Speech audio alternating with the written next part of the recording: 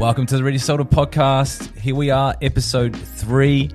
Who would have thought, but I think we're official now, 3 episodes in. I don't know if that's a rule or what it is, but we're rolling with it. We are official. Episode 3, season 1. And I'm really excited about the conversation we're going to have today with Ben Serpell, all about connection and relationships. Before I get into that, if you are enjoying the podcast, please, if you could pass it on, share it, if you think it would be helpful for someone that you know in your world. Make sure you share it with them. You can give us a like or subscribe, or you can rate the podcast. I would really appreciate that. And also, if you're looking for a community to be part of, to dig a little bit deeper into what we've been talking about on the podcast, you can join the private group on Facebook called The Salt Shaker. We would love to have you in that community. So without further ado, grab your coffee, grab your cup of tea, grab whatever you're drinking, and let's sit back, let's get ready. I'm really excited for you to listen in on this conversation with Ben Serpell.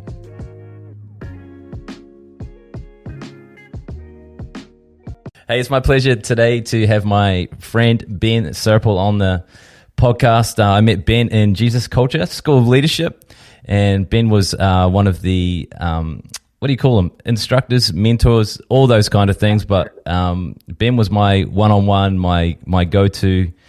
Every conversation I had with Ben, I was left encouraged and challenged at the same time. Ben really helped me understand what it is to show up in a room, to move through the whole powerless to powerful thing. And I'm really looking forward to everyone else being able to hear from you today, Ben. So could you just introduce yourself a little bit about who you are, what you're doing, just so people have a bit of a grid, and we'll jump into the conversation. Awesome. Well, dude, so good to be here. Come on. First thing I want to say is you left a mark, Corey. We still talk about you to this day at Jesus Culture School of Leadership. And good things, eh?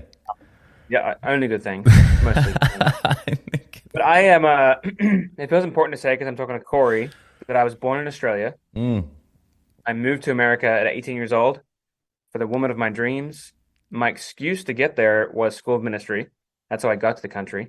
That's how you got in? And so I first, second, and third year school ministry, got married during the second year. Yeah. We're about to celebrate 20 years of marriage. And congratulations. Child. Yeah. So she's leaving high school. She's about to go to the same school ministry I went to at Bethel Church in Reading. Wow. Which is wild. Yeah. And then I've worked in youth ministry for about 12 years, and then came down to Jesus Culture when I planted in Sacramento, California. Yeah. I got my bachelor's in social work during that time as well. And then have just realized that my life is meant to be spent on helping people. And that's narrowed down to family, marriage, and men. So that's why I'm alive. That's awesome.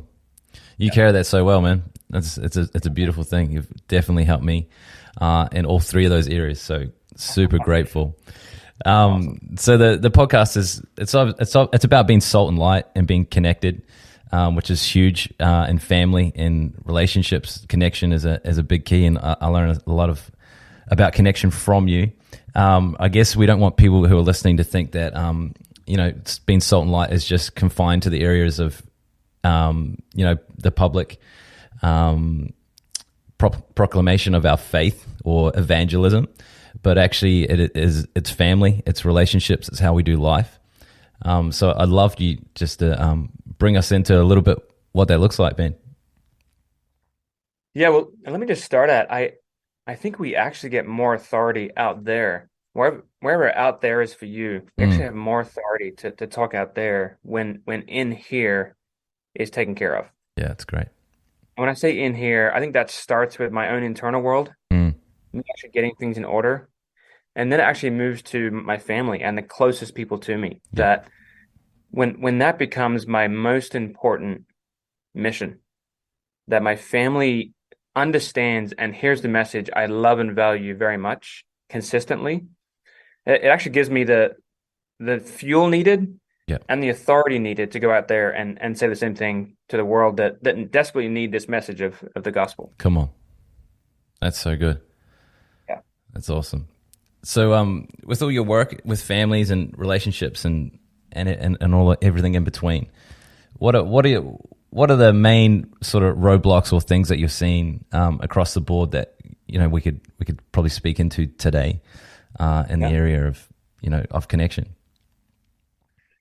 So let me just stop by saying we didn't say this earlier, so I'll say it now. So Mm. people want to hear more of this kind of stuff. We have a whole world that can be unpacked for them. It's called Yeah, Loving on Purpose. come on.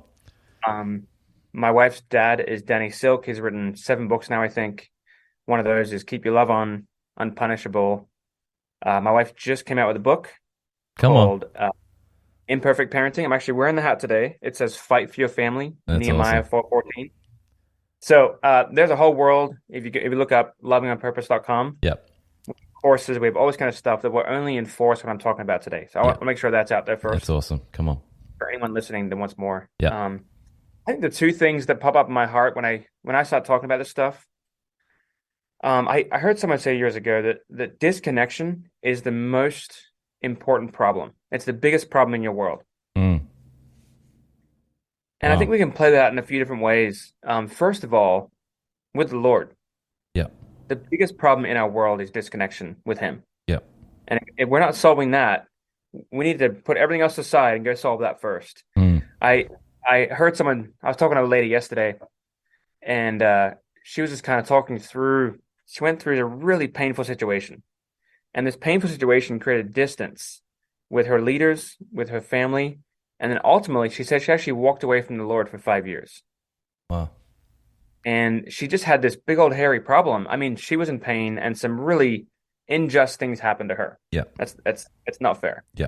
But when all that stuff settled and the tide went out again, she realized I've chosen disconnection with the Lord first and these other people in my life. Mm. That's the thing I have to go after now to fix and solve. So I think, I'm in charge of me. Yeah. One of the fruits of the Holy Spirit is self-control. Yeah. I think you put that there on purpose Mm-hmm. because the only person I can control is me. Yes. So I'm controlling myself towards staying connected with the Father because I'm in charge of my half of that relationship. Yes. That then plays into my marriage. So as I said, I've been married almost 20 years. Mm. I would like to say it's been easy. It's probably one of the hardest things I've ever done. Wow. But as we all often say, one of the most rewarding, and that really is true. I am the man I am today because of the woman that I chose. Yeah. She's required greatness from me. Wow. And then parenting too with my children is, I think as parents, we get hurt, we get scared, we're in pain, we feel like we messed up. Mm. There's so many reasons why we disengage with our kids or create a safe distance. And closing that gap and staying connected to our kids is the most important thing. Yeah. So I just want to start there and say, I think where there's disconnection, sometimes we need new tools, we need new paradigm perspective, Mm. or we just need to actually get to work and just get past our own pride, our own fear, Yeah. and begin to create this culture of connection around us. Mm. The second thing that I find myself talking about a bunch because of my own story, and this is Ben's story, is passivity. Yeah. And this is often directed at men. I've met lots of women who also engage in passivity. Yeah. But one of the things that I think started in the garden with Adam is, we've all heard the story.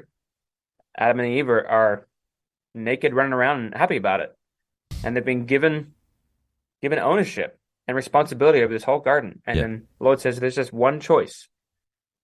They make the choice. Here they are. God finds them in the garden. Who told you you were naked?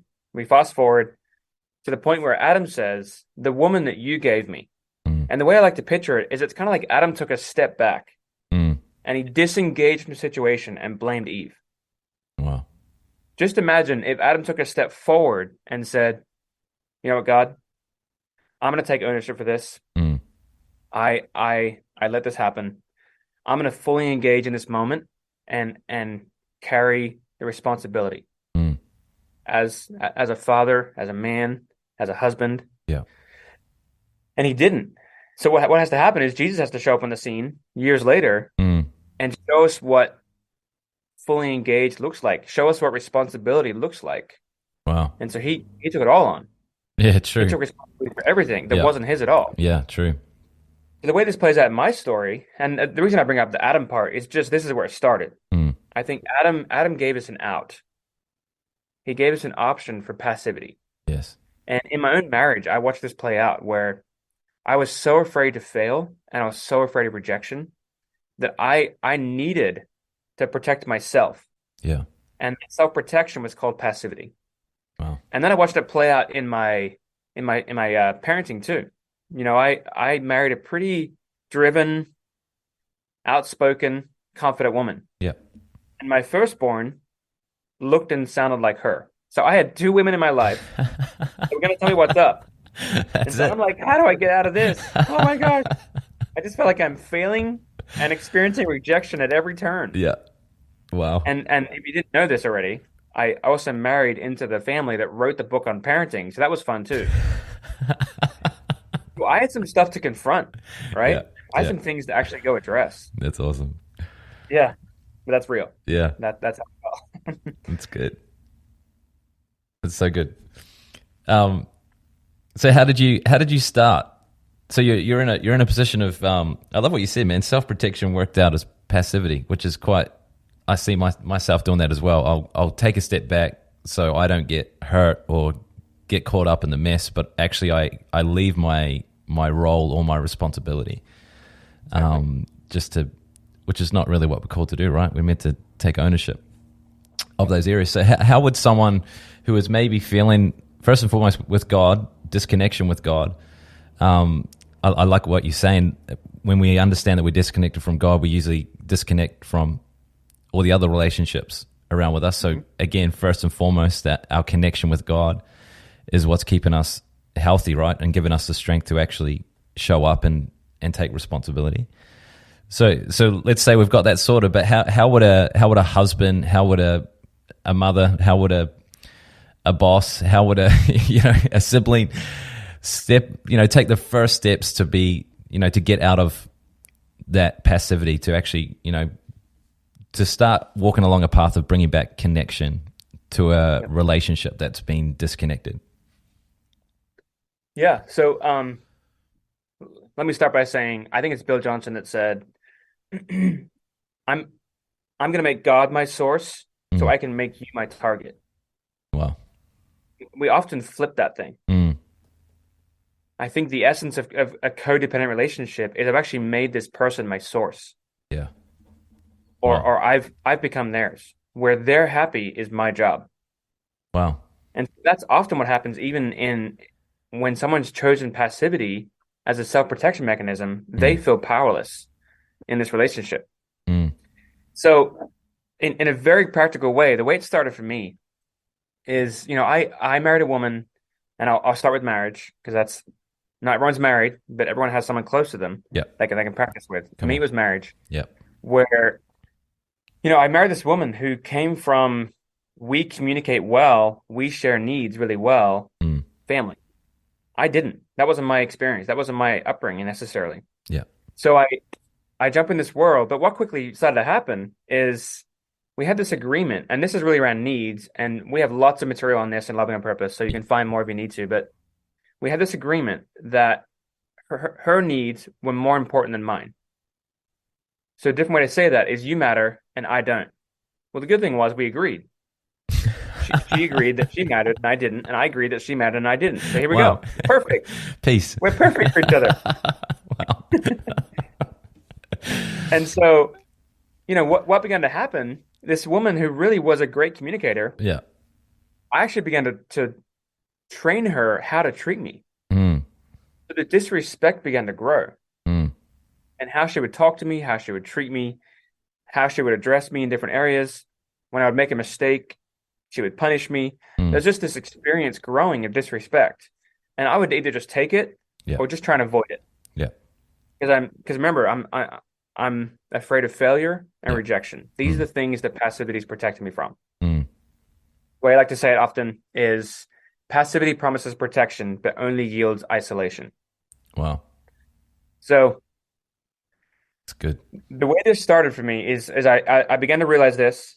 I had some conversations with her dad, who really was a mentor and had kind of gone through a similar journey himself, so he was helpful. Mm. So one day we're driving in the car, and she's upset about something. The disrespect's growing, and this is what I said. I would love to have this conversation, when your voice sounds like mine. Wow. Now, telling someone who's mad that right there is not always the best idea. She didn't go, "Oh, thank you so much.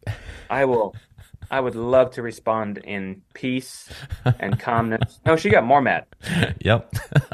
She says, "I was so upset and so mad on the inside Mm. that I was considering opening the door. I'm driving. Yeah. She thought about opening the door and jumping out mid highway. Wow. So like, I cannot believe this was happening. I'm glad she didn't. Come on. But she also knew that I was communicating something. I was giving some feedback. Mm. And here's what changed that day. I had to say it a few more times, but what changed is she had actually lost respect for me. And I think this is an important point. It doesn't always make sense when you first hear it. Yeah. It didn't make sense to me when I first heard this. But she had lost respect because passivity meant I had to disengage. Someone who's disengaged and sitting on the sidelines Wow. does not get much respect. True. And they probably shouldn't. Mm. Now, everyone's worthy of respect. I understand that. Yeah. And me giving respect to someone else, that's up to me. Yeah. My main point there is that I was not living very respectful. Mm. And so when I required something different from my wife and I shared that with her, she kind of got angry, but then she started to realize, oh, he's setting a boundary with me. He's requiring respect to remain in our relationship. Yeah. And when her respect grew, then she's willing to actually begin to adjust because I had never required an adjustment from her. Mm. But it's really hard to do that when I'm over here on the outside living with passivity. Yeah. So it's just a very practical example, and Great example. it fits for everyone else in different ways. But Yeah. it's where it started for me. That's the day it started, and then it bled into my daughter. I'm like, okay, I gotta start setting boundaries with this girl because she thinks that when I say something, I don't mean it. She doesn't believe me, which is painful to find out that your own daughter doesn't believe you Yeah. when you set a requirement or ask for something. Yeah. Because I don't follow through. Mm. So that's where it began to change for me. And this is what I'm talking about, I think, when I say that we actually gain authority to go out there and give it away. Yeah. When we learn what whole and healthy love looks like in here. That's so true. Yeah. That's so true. Sorry, I was laughing before because I was thinking about my own kids and a few situations. So what you were saying, if I don't show up in that situation and live out of passivity, which actually, would you say breeds respect, then I can actually have those conversations about what respect looks like with other people in my world. But if I continue to check out, I'm kind of cutting myself off at the knees, right? Is that what we're saying in that scenario? Yeah, it's actually a different form of pride. Wow. Like self-protection is just pride. Mm. You know, I want to share this quote because I shared it with someone else today. I just love this quote. But it's C.S. Lewis. He says, humility isn't thinking less of yourself. It's just thinking of yourself less. Wow. And what I've realized in my own life is humility is actually the precursor to confidence. And it's the thing I was missing was I was lacking confidence. So I had to humble myself and realize I'm scared. I have to address the fear. I have to address the pain and do something with that. Yeah. And then begin to require something different in my relationships with the people around me. Wow. Because at some level, I think God's requiring something from us. Yes. But we don't always meet him there. Yeah. That's so true. I'm not sure if I answered your question or not, but there you go. No, it's good stuff. Man, I'm just trying to process everything you've said. So many things that we could talk about. I pretty much just want to talk about my own life now and get some help from Ben, but that's so cool. Oh, I forgot what I was going to say. Sorry, Ben. You're good. I think, let me just say for a minute while you're thinking. I said earlier that disconnection becomes the greatest problem Yeah. when when we make connection the goal, and that's kind of the other half of that equation I didn't say, is when connection becomes the main goal, Mm. then disconnection is the biggest problem we have. Okay. Yeah. Having a car broken down, Yeah. having a house on fire, Mm. having our whatever it is, Hmm. the worst thing you think of. It's not a bigger problem than a disconnected relationship. Wow. That's so You know, true. there's obviously some things that are urgent and take care of it. If your house is on fire and your marriage is disconnected, don't walk away from that. But it just illustrates the point, right? Yeah. It's just it's just putting priority on the most important thing is that we have the same goal, and it's Mm. a loving, intimate connection. Wow. And we have talked to so many couples, so many families who just don't have that goal. Mm. And it's usually because they're scared. And I couldn't tell you how many men I've talked to when I've said, I think you're scared. And he'll say something like, I'm not scared. And we keep talking and we keep asking questions. Yeah. And we usually get to, I think I'm scared. Mm. So maybe save yourself some time and ask yourself, what am I afraid of in this relationship? Yeah. With God the Father, with my spouse, with my kids, with my coworker. Yeah. If I'm protecting myself, what am I afraid of? Mm. That's so true. Such a real and honest question Yeah. to ask. Could you give us some examples of, like, say I wanted to go after connection in my marriage and my family. How would I define, or how would I know that I'm growing in that area? Does that make sense? Like, what would be some things that I'll be wanting to see in my life? Obviously, we talked about respect. Obviously, if we're connected, there's going to be a mutual respect there. Is there anything else that could sort of help define?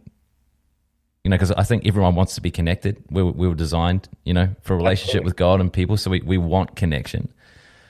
I guess from where I'm from, all of this is still new to me as well. So, how would I define or grid what a connected, marriage looks like, or what a connected family looks like? What would be the things that would be like some healthy check markers that, like, yeah, no, that's good.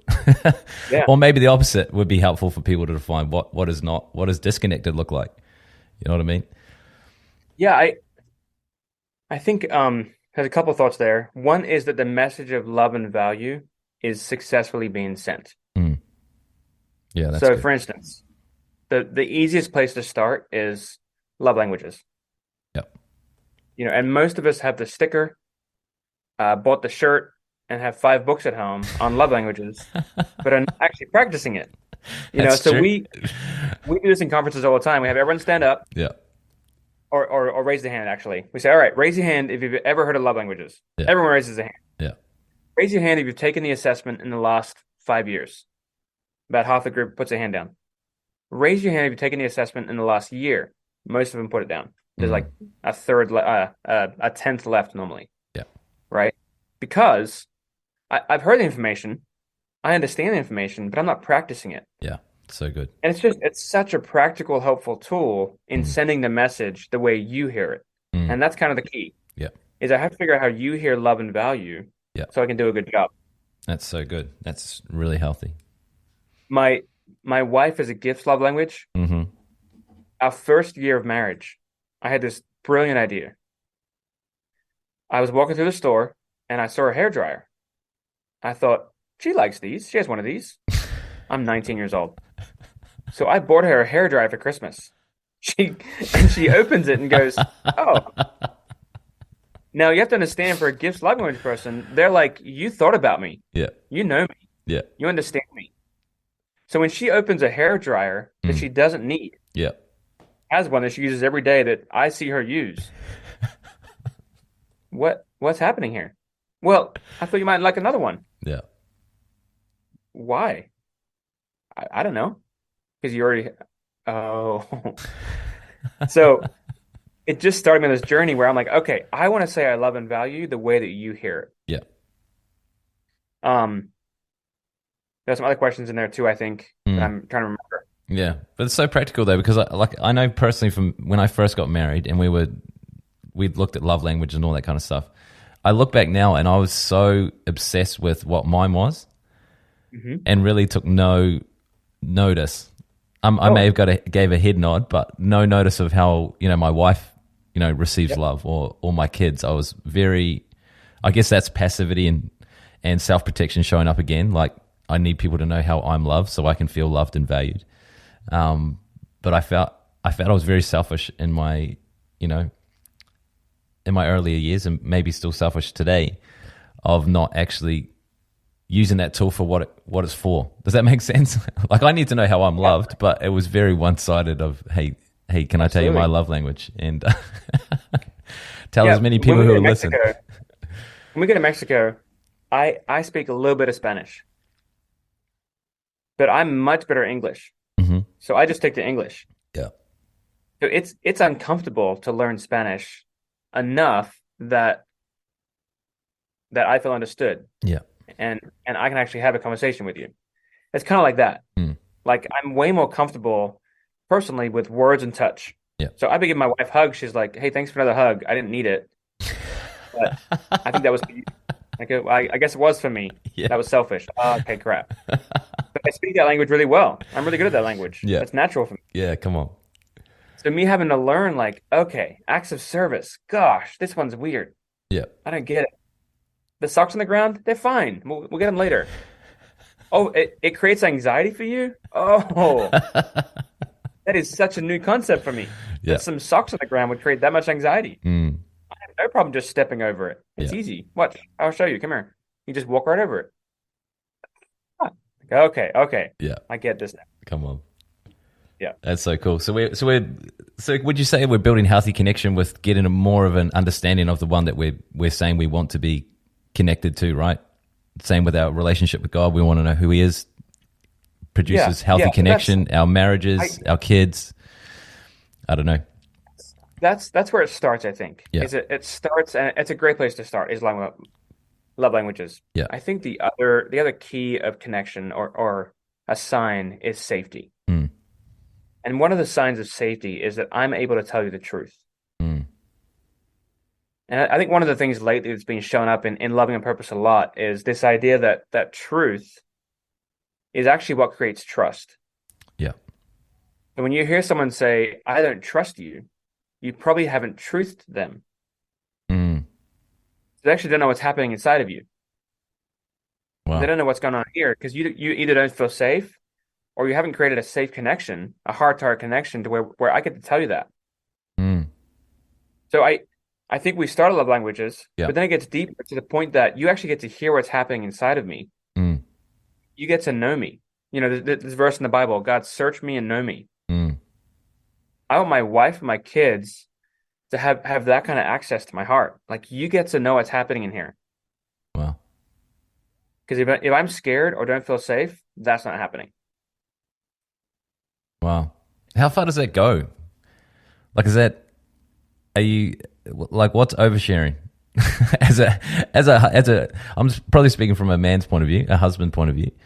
Um, I know sometimes, like, when you take that responsibility as a husband and father, and you see your kids and you see what they're going through, and it seems like the last thing that you need to do as a husband or a dad is sort of share your struggles. You know what I mean? Like, you need to be the strong one in the family, that the pillar, you know what I mean? How because I hear what you're saying. Like, if we're not real about it, we're creating disconnect, because Yep. what we're really communicating is, I don't trust you enough to actually let you know how I'm doing. Yep. Again, would come back to self preservation and protection, right?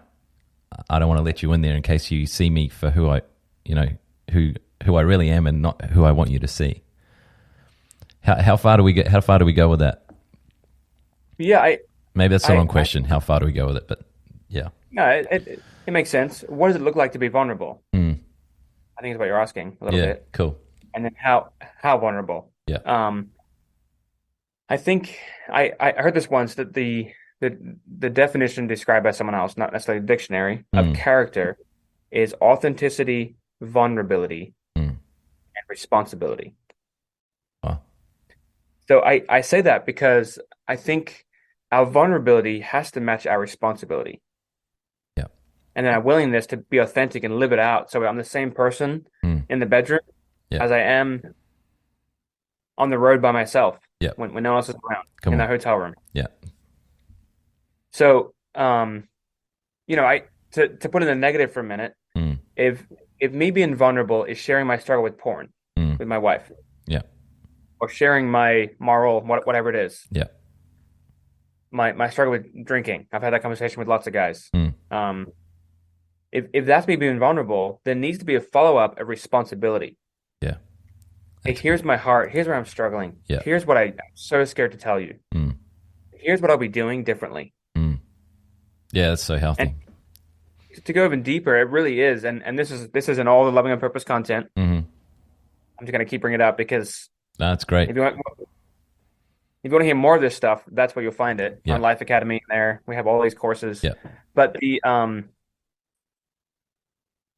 I had a great thought and it's gone now. But authenticity, responsibility, Mm. and vulnerability. I think that's where it is right there. Is I've that's part of my struggle. Mm. Is in passivity, I needed to soothe that pain, so I used porn, Yeah.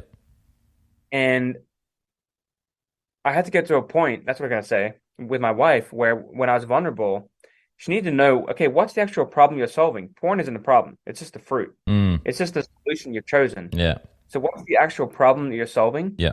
And then, when will you be taking responsibility to do that? That's so good. Oh, that's awesome. I love that. It sounds so manly, and that responsibility and ownership. It's such a good trait. Yeah, it is. Yeah, I love that. Okay, so say as a father, say I lose my, I spoke to my child in a way that was disrespectful. There we go. So for me to remain connected would be to repent, to ask for forgiveness, and sort of share what was going on in my heart, and then give them the responsibility on my part of how I would change, what I'm going to do to change that, and addressing that hey, that wasn't okay, that was disrespectful. So, but I'm actually building connection in that moment, even though may have missed it that time. I haven't. This connection is not my goal, right? So, I want to run to connection. I want to run to talking about it, taking responsibility, and saying, hey, as your father, this is what I'm going to do to change that. Is that what we're looking at? Repentance restores the standard. Yeah, it's awesome. So That's that's hard to do if I don't feel safe. If I don't feel safe, then it's really hard to go clean my mess up. Mm. But it's repentance that actually restores the standard, that brings me back to where I was. Yeah.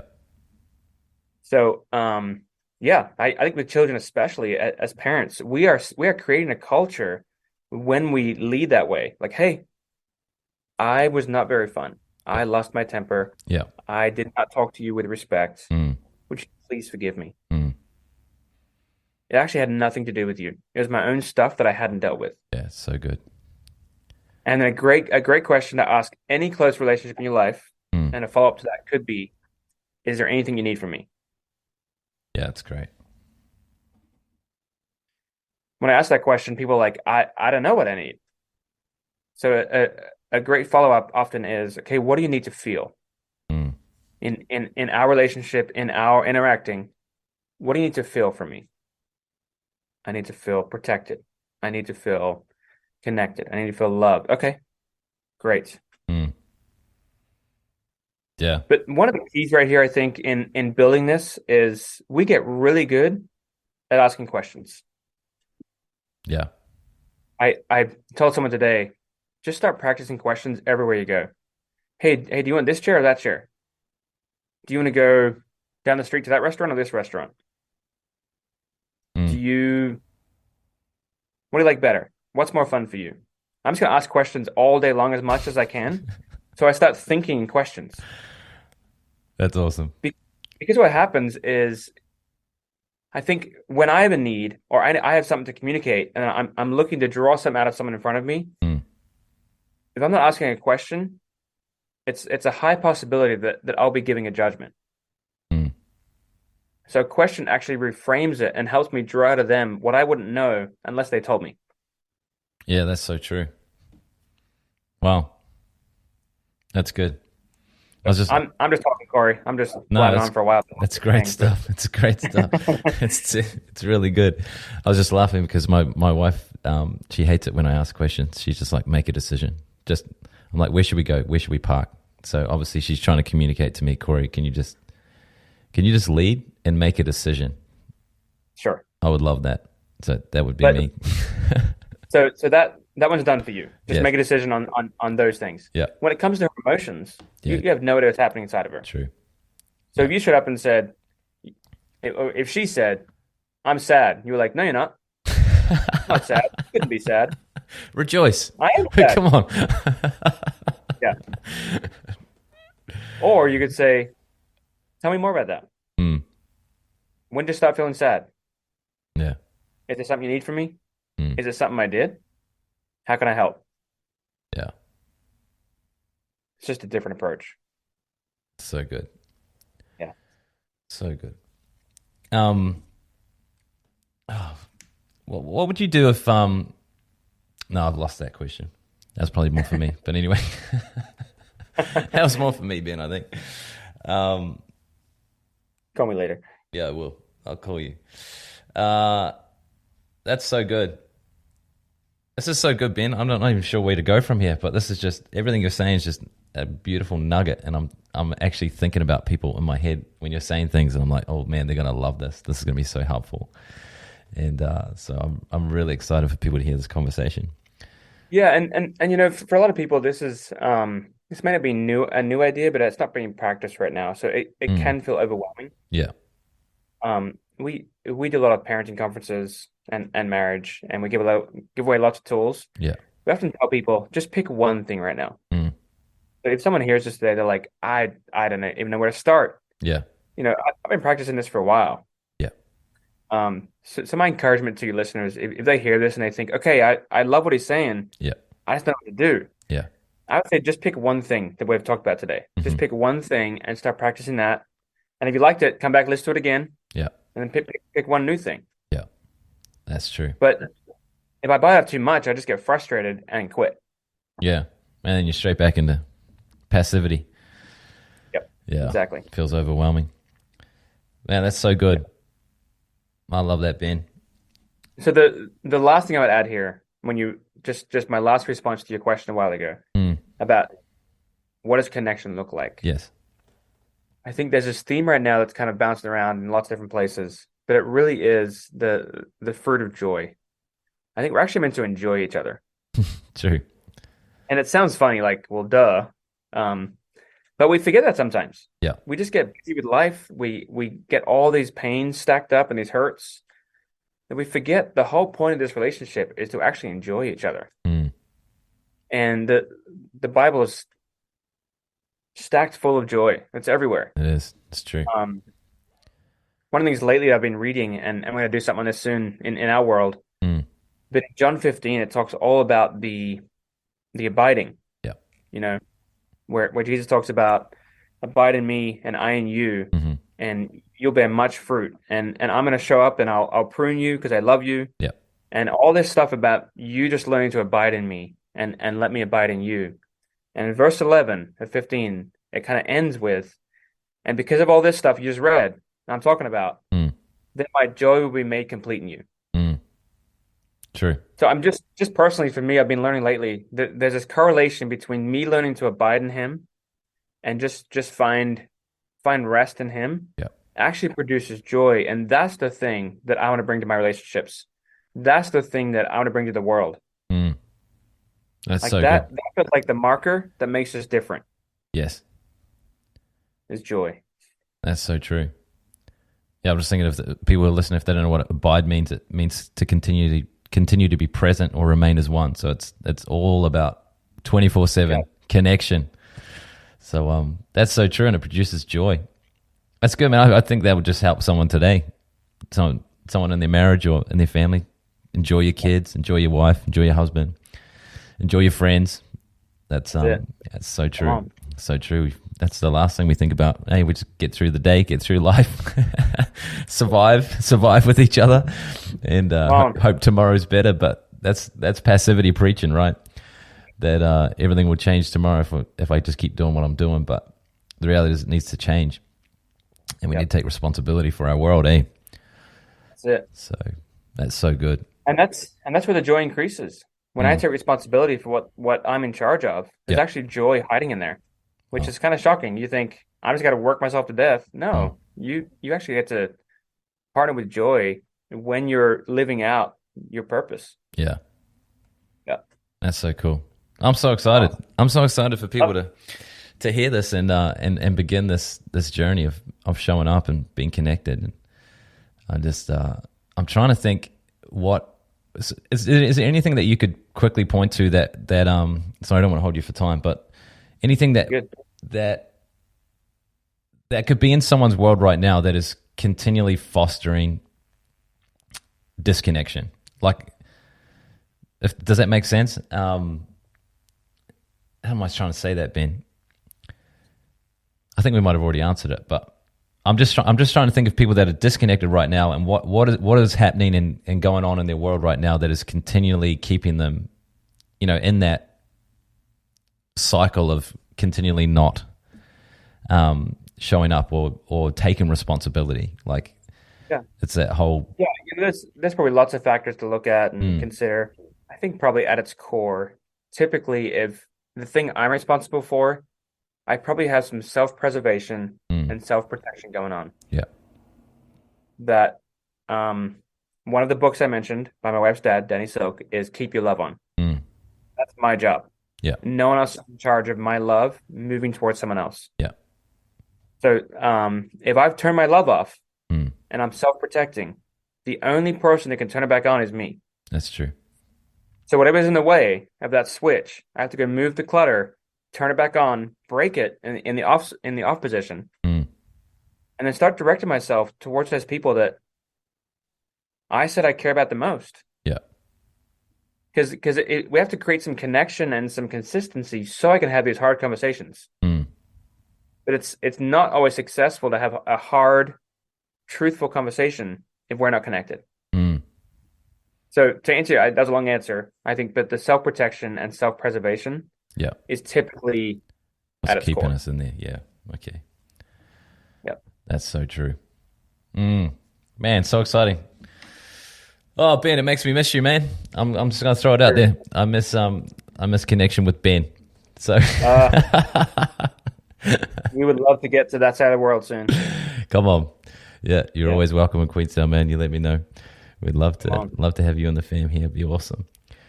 You're a champion, Corey. All right, man. Keep it up. Thank you, Ben. Thank you so much. And like you've been saying, they can find you at where? If they want more resource. loveItonpurpose.com. Heaps of great courses. I've done a bunch of them myself, and great content and very practical and fruitful. And so encourage you to jump onto that. So thank you so much, Ben, for imparting your wisdom today. Definitely going to have to get you back on again and talk about some more stuff. So hopefully that'll work out. But we love you. Corey. Thanks, man. Thanks, bro. Bless ya. Peace. Thanks for listening to the Ready Sorted podcast. If you haven't already, give us a follow or subscribe. And as always, stay ready and stay salted.